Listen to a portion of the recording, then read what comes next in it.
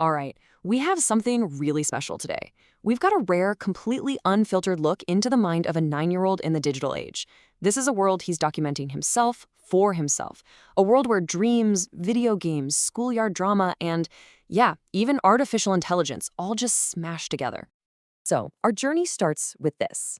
Shrek has diabetes. I mean, what do you even do with that? This is a totally random, funny, and kind of bizarre thing he said to a classmate, and apparently it spread like wildfire through his class. It's really the perfect way to step into a mind that just remixes everything it sees in the most unexpected ways. And it just gets weirder from there.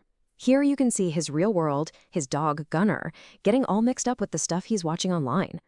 Gangle, for those who don't know, is a character from this huge YouTube series called The Amazing Digital Circus. So in his dreams, these worlds, they aren't separate at all. They're just one big surreal landscape. In this last one, this really paints the picture. This is from a dream where a shark doesn't just attack him and his dad, Nicholas, but it actually transforms Jayden into Shark Jayden. It's super creative, a little dark, and it perfectly sets the stage for the complex inner world we're about to try and figure out. Okay, so how are we going to make sense of all this glorious chaos? Well, we've got a plan. We're going to treat this like a real case study. First, we'll dive into his dreamscape. Then we'll get our feet on the ground in his real-world playground. After that, we'll see the media that's shaping his thoughts.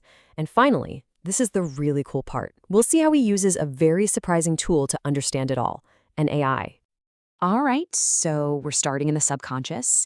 Jayden has been keeping these detailed notes on his dreams, which gives us this incredible window into his anxieties, his hopes, and all the crazy characters that are running around in his head after the lights go out. So this is the cast of his nightly adventures, and it's a wild mix, right? You've got a comforting figure like his dad, right next to the Duolingo owl from a language app he saw once in a hotel, and then Gangle from YouTube.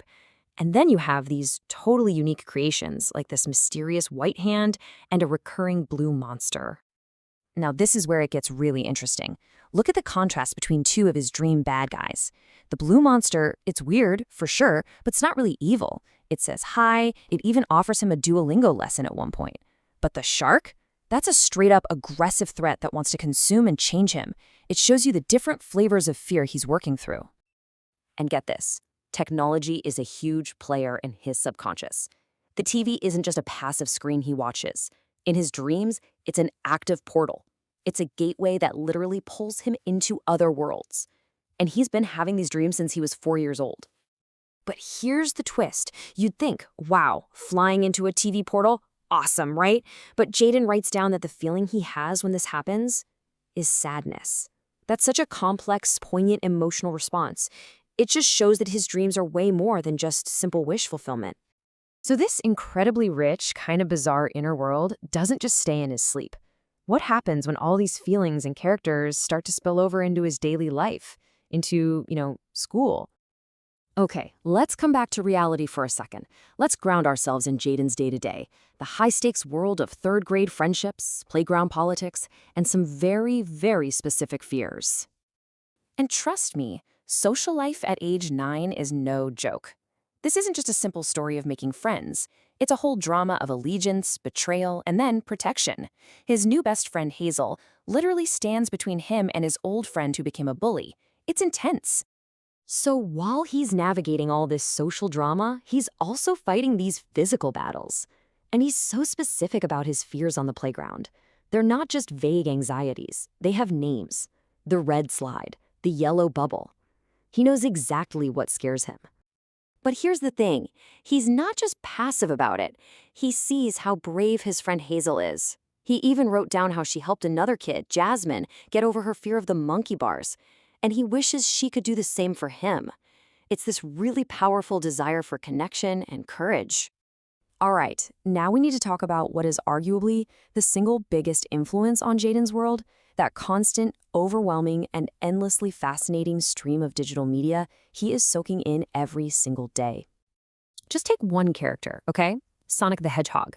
To Jayden, Sonic isn't just one guy. He knows all of these different versions that have been born from internet culture, from scary stories online, from memes. His whole understanding of a single character is layered and shaped entirely by the web. And if you look at his Google search history, you can see exactly what's grabbing his attention. And it's not what you might think. It's not traditional TV.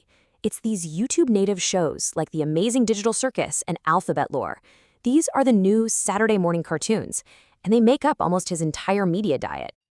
And this is just wild. In the same search history where he's looking up cartoon characters, he's also Googling these incredibly profound, self-aware questions about his own behavior. He's using the exact same tool to consume media and to try and figure himself out. So you've got the dreams, the real-life drama, this absolute fire hose of digital content. How on earth does a 9-year-old brain even begin to process all that? How do you connect the dots between Shrek, a bully at school, and a weird dream about a shark? Well, it turns out he has a new tool. And this is the final and maybe the most mind-blowing piece of this whole puzzle. Jayden has started talking to an AI named Gemini. And he's not using it for homework. No, he's using it for something way more personal. This is what he told the AI he wanted. Just listen to that again. I want a model where you know my brain. It's an incredible thing to ask. He's not asking for facts. He's asking for a model of his own consciousness. He wants an intelligence that can see the entire picture, his memories, dreams, experiences, and help him understand himself. And he's actually built this pretty sophisticated system for himself.